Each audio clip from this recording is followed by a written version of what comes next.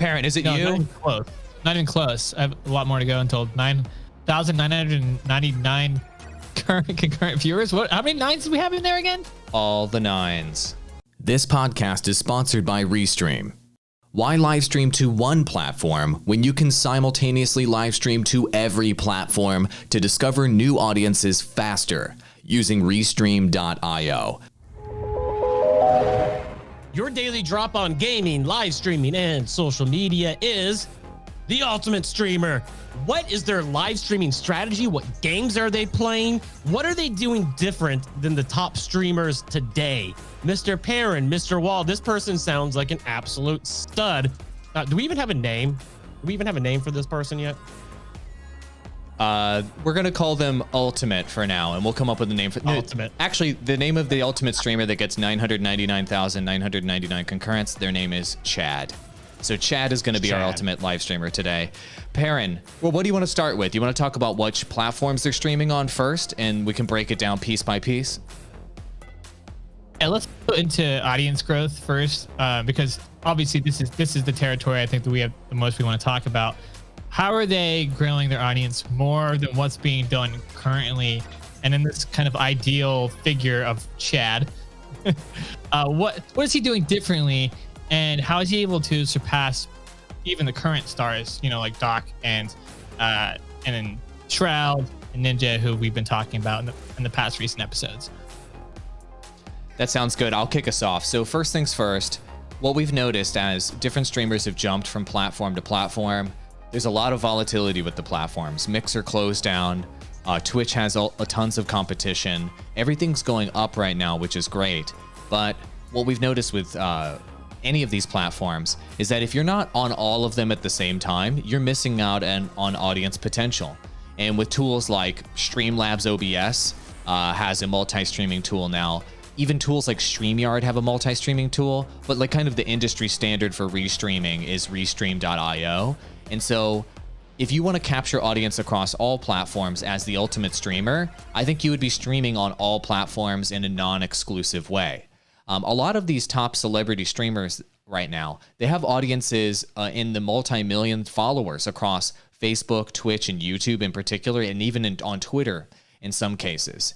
And when we saw Dr. Disrespect, for example, who was primarily a Twitch streamer, suddenly start to stream on YouTube, and we saw Ninja, who is primarily a Twitch and then Mixer streamer, stream on YouTube, they got hundreds of thousands of concurrents on YouTube.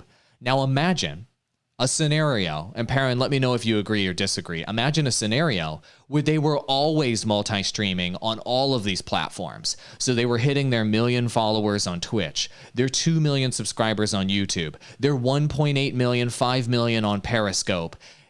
Also, their Facebook page probably has 1 million as well. So instead of just streaming to 1 million or so followers, they were streaming to 10 million across all platforms. And every one of their followers, their notifications were just bling, bling, bling, bling, bling, bling, bling, bling, bling, bling. So no matter which app they're using, they're getting a notification for their top streamer there. I mean, I think these concurrent numbers would exponentially increase for top streamers that have massive followings across all platforms. And if one of them closes down, who cares? You got millions elsewhere too. To me, that seems like the ultimate theoretical strategy for a streamer to break over 1 million concurrents on a regular basis. Perrin, what do you think?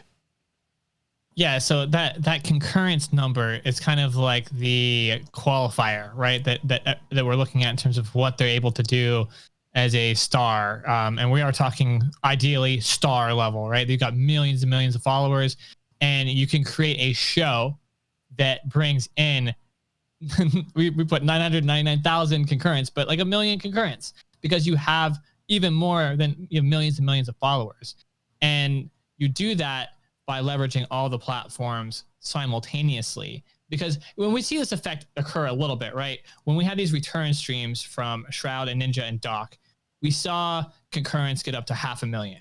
And this happens because people were willing to leave the platform that they're the most comfortable with and go to, YouTube, Doc's platform or whatever now, and watch at least for a little bit, just to see the hype, right? So this tells you that, and then eventually, after a while, those concurrents drop back down to 120 so. So people are willing to leave their platform temporarily, but they're not really willing to leave it fully. And I imagine once they're done into a regular streaming schedule, they'll just keep it 130,000 concurrents. Imagine being that big of a star, knowing that you have the power to bring in 500,000, but you're only bringing in 130,000, right?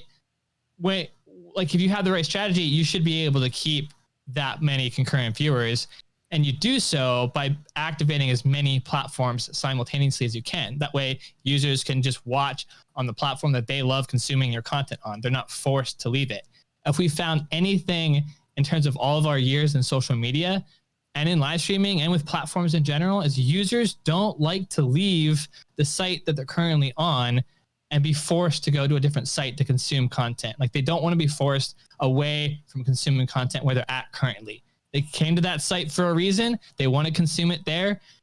As the ideal Chad live streamer, I guess. Chad. You need to activate and have your content out there and from as many eyeballs as possible on the platforms that they want it. So you're giving your audience what they want, where they want it, and you deliver on that consistently. Your fan base would love you even more than they currently do. What do you think, Ross? I want to go on a little bit of a rant here on this subject, but Ross, is it okay if I rant for a moment? Oh, by all means. Okay. Good, sir.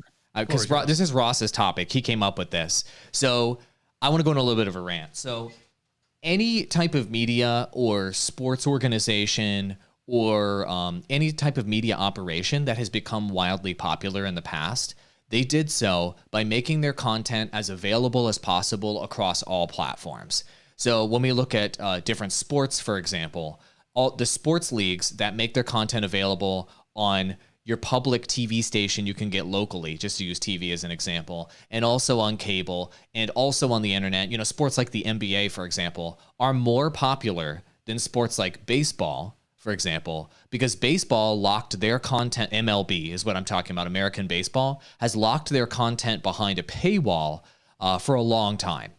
And the same thing is the case for American football, actually. National Football League has locked a lot of their content behind a paywall as well. Whereas basketball, on the other hand, NBA, has had their content very, very available through social media, through YouTube, and through regular TV stations, even more so than the other sports. And one of the primary reasons why NBA is way more popular than MLB and way more popular than NFL is because of that availability of the content.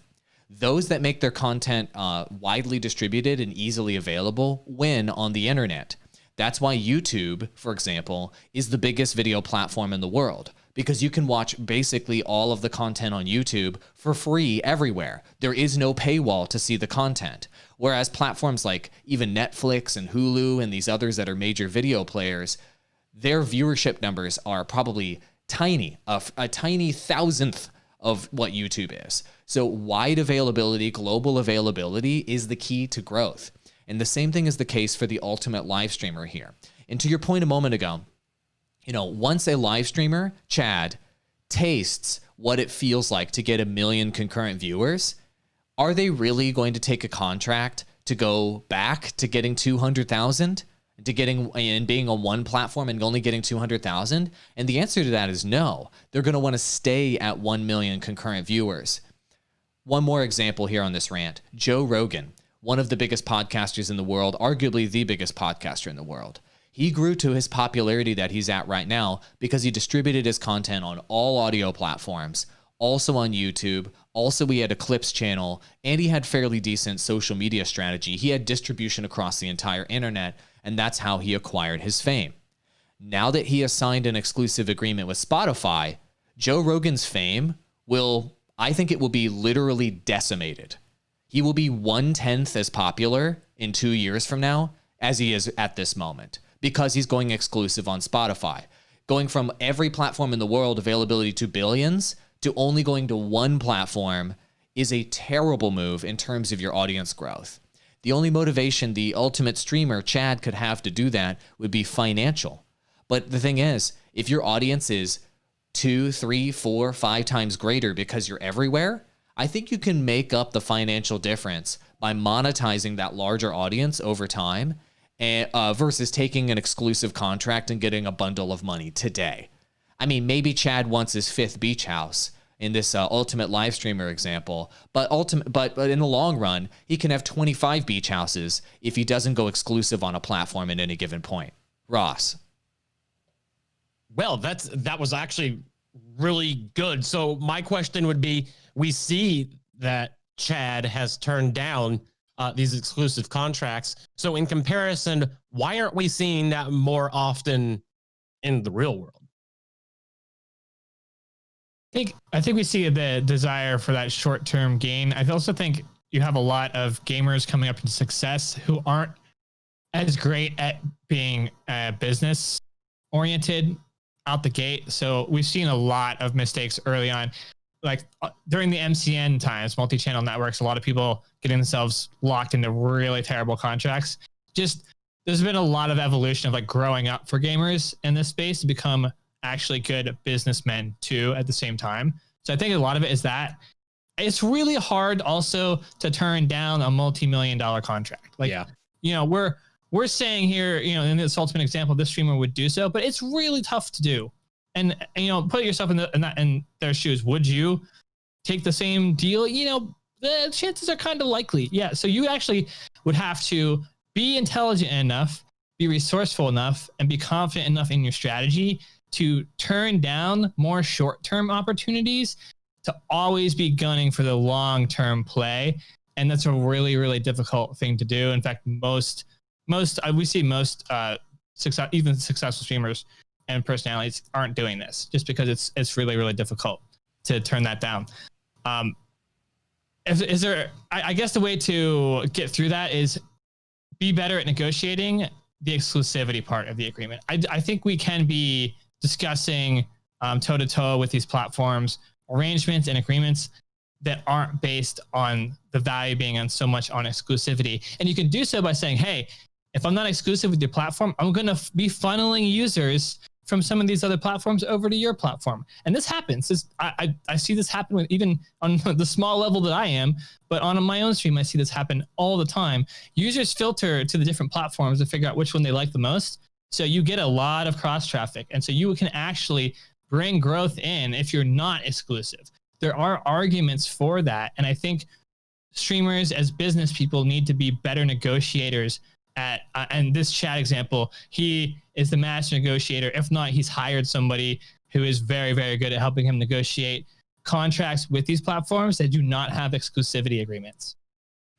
Right. So let's take the conversation to the next level here. Let's talk about, okay, well, pretend that you are Ultimate Chad. We're going to Ultimate Chad. I am. Okay. What is your streaming schedule looking like? And what topics are you covering? What games are you focusing on? Are you focusing on the multiplayer? Are you focusing on the trending games? What has got Chad to where he is? Yeah, that's a good point. So Chad grew, the ultimate live streamer grew to where he is today by finding a game to grow from 0 to, let's say, hundreds of thousands of followers first before he became a celebrity. And this such game is almost always one that is multiplayer, has regular updates and DLC, has a multi-million-dollar marketing budget, and is produced, generally speaking, by a reputable publisher in particular, who is very good at working with influencers and supporting the creator community and actually valuing them. And if you can check off those kind of 4 boxes there, you're probably going to find a game that you can ride and actually grow on. Most likely Chad did that on YouTube. There's no way Chad grew on Twitch. There's no way Chad grew, and maybe he could have grown on Facebook gaming in this theoretical example, but he probably did it on YouTube by making YouTube videos.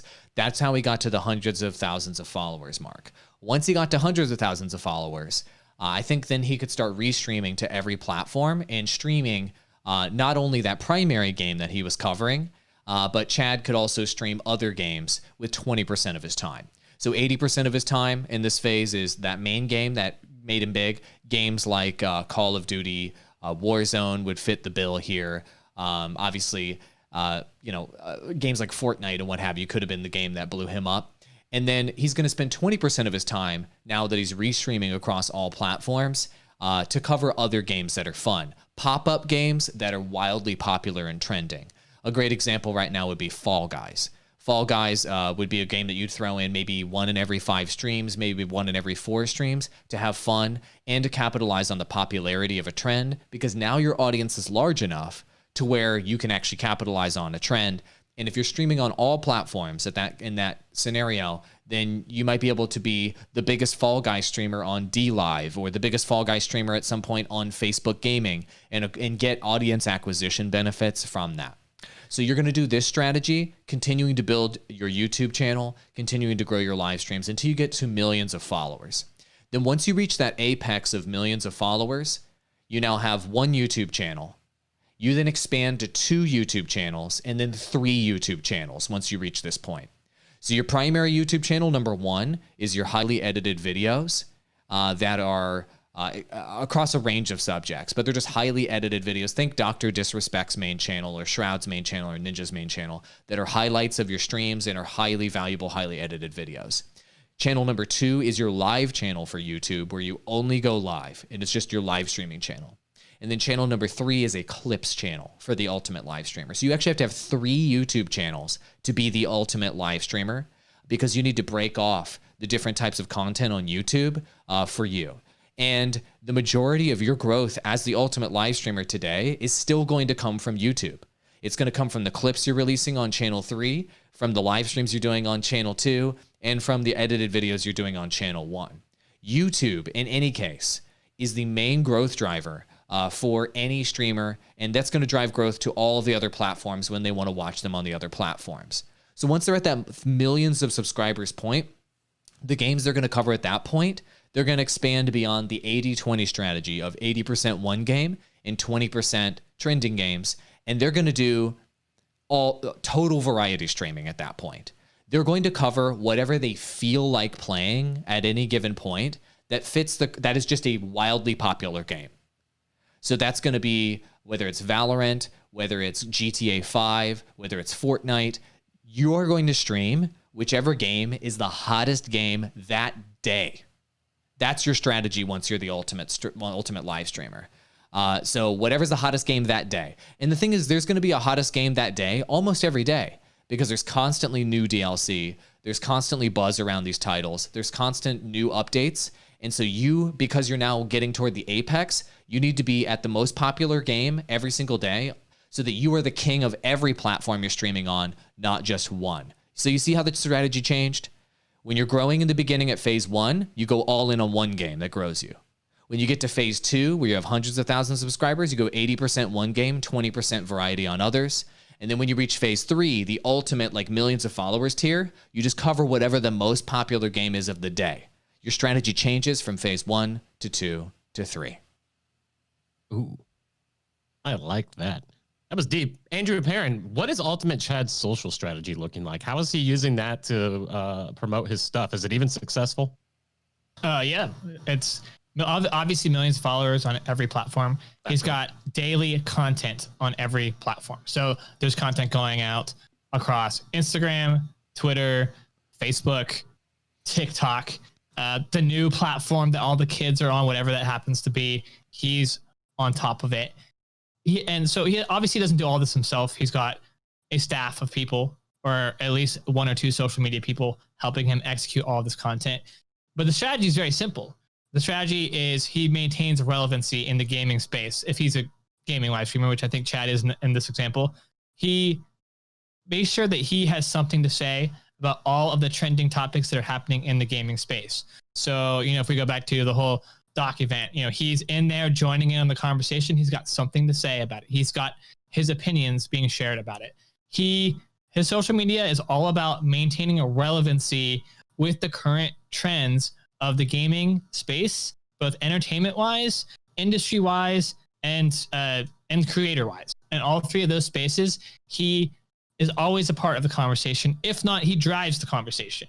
He's a leader in the space, and he's a conversationalist, and he's got regular content on all of those. And they're not just repurposed streams. They're not just clips from his streams. It's original content. It's content. It's funny content that's behind the scenes, what's going on in his life. It's content elsewhere that you don't get necessarily from watching him live. That's what you see there. And it's daily. You can get it every single day. And yeah, relevancy is the key. Even when that's part of AWOL strategy too. If you've noticed, it's the same thing as the YouTube and the live streaming part. Once you get to that million level tier, it's all about streaming whatever game is popular or trending right then. It's all about maintaining your relevance. It's all about being relevant and staying there with your stardom to continue to have growth and to continue to have the attention of such a large proportion of the gaming viewer space. Ooh, that's interesting. Yeah. So go ahead. I'm sorry.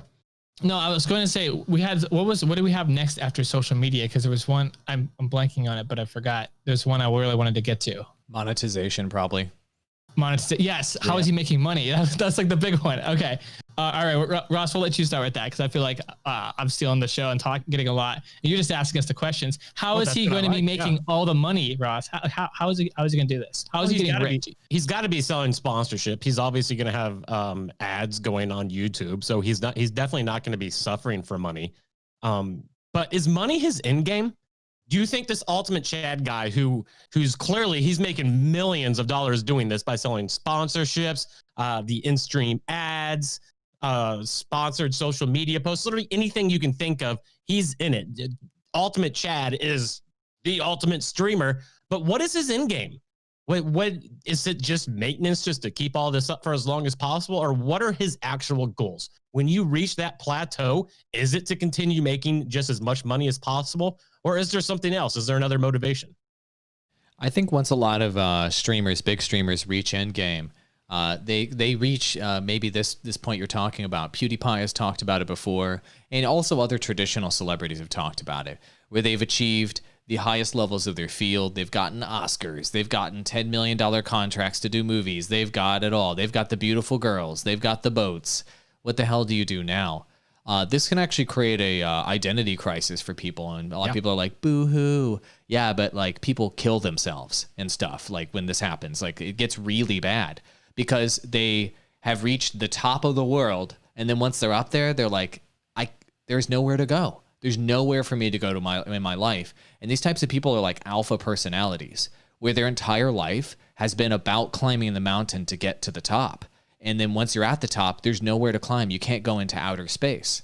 So in order for the Ultimate Chad to avoid that pitfall, what the Ultimate Chad needs to be doing is having this kind of, he needs to have some sort of, let's say, charitable component to what he's trying to do that goes beyond the influence and the money. And so I'm not talking about just giving money to charity, but I'm talking about having some sort of social message or some sort of global mission that Chad is trying to go on to help everyone.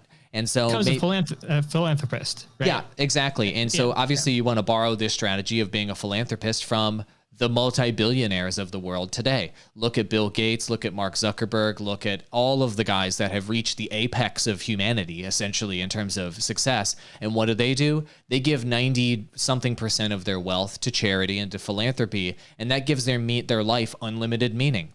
For example, Bill Gates, who has unlimited money, and he's got the beautiful wife, and he's got it all, what does he do? He tries to solve the most difficult challenges of humanity every day. That's his job now. He's solving coronavirus. He's solving world hunger. He's solving whatever is like the impossible challenge of the day. Let's feed, 250 million people in Africa, whatever it may be. Let's stop diseases that are killing millions of people a year, blah, blah, blah. So they move up to challenges that are beyond the initial challenge. So Bill Gates' initial challenge was build the biggest tech company that makes the best tech ever. Once he got past that, then he goes to solving global challenges. So I think that that's what Chad does. And Chad leverages his influence primarily to do this, not necessarily just his money, like Bill Gates or Mark Zuckerberg. So Chad could bring global awareness to topics that are difficult to punch through on a political level in particular. So if Chad talks about how, let's say, I'll just bring up a political issue of today, mail-in voting for today. And that's a topic that people are talking about. If Chad got on his live stream and he said, everybody should be able to mail-in vote he would have so much influence. He might actually be able to swing American politics, just as an example, towards some topic he cares about that maybe he feels passionate about. I think that's Chad's end game, is having so much influence that you can influence world governments. You can influence world thinking on topics that you care about. And that level of influence is like a Zuckerberg or Bill Gates level of money, but with influence instead. I think that's your end game there. And that avoids that ultimate depression, thoughts of suicide, and like that crash you see celebrities hit. That's my opinion. That's good, because my next question was actually going to be, and I think you just kind of answered it, is what is Chad doing to maintain his mental health during all this? Because he said we just laid out everything on his plate. Dude obviously has a lot going on. How does he make time for himself to stay healthy? I think at that level it becomes a business, and it's always a business, but it's more about operating the business and hiring the right people, having the right people to work with. And so he's going to be creating some jobs, and helping him manage his time, helping manage the time put into all of the production of all of the content that he's having to do, maybe the philanthropist aspect as well, that type of thing, helping him plan where he's going to go, who he's going to support. He has to surround himself with the right people in order to also help his own mental health, right? So being able to figure out and determine who good to bring into this system that he has to help him to work on things, that's going to become one of his major challenges too, coming up into it, is figuring out who is going to be trustworthy, who can really, truly actually help him and won't take advantage of everything that he's built, and can help take some of the stress of all of the other items off of his plate and offload it and put it onto somebody else's responsibility, to allow him to free himself up. And then he needs to live a really healthy lifestyle outside of that, which comes down to the basics: get great exercise, do other things other than be successful. He needs to go on vacations, which I'm sure he will do. Very extravagant luxury vacations, I'm sure, but also take time for himself and his family, and focus on what is important if he has kids at some point too. Those are the things he'll also have to place importance on. And it still will have to just be a job, even though it's such a huge job that really totally impacts and changes his life. I mean, yeah, personal trainer, nutritionist, psychologist, you'll have a personal health team that will take care of all those items for you, and will take care of your family, personal doctor for your family, blah, blah, blah. So that's what in-game looks like for these ultra rich, successful people. And what's interesting is when they talk about, like, when they tell you what you need to do to be successful, they tell you, work harder, blah, blah, blah. But a lot of these people, these top CEOs and these folks that are telling you these billionaires, they actually have a team of, 5 full-time people in a lot of cases that just only help them take care of the menial tasks in their life, so they can only focus on working.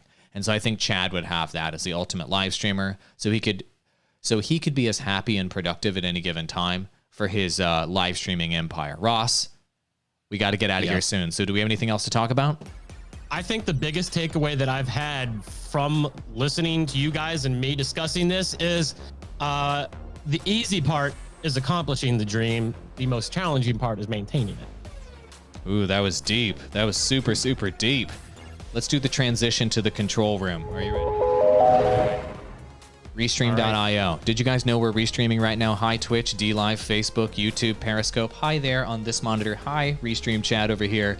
If you guys are interested in restreaming like Chad, then you can go ahead and use the link in our description on our videos and in our bio for Restream. Use code DROP25, DROP25, no space, DROP25 with no space, people. 25% off Restream. Become a Chad yourself. We'll see you in the next one. Adios, streamers. Chat it up.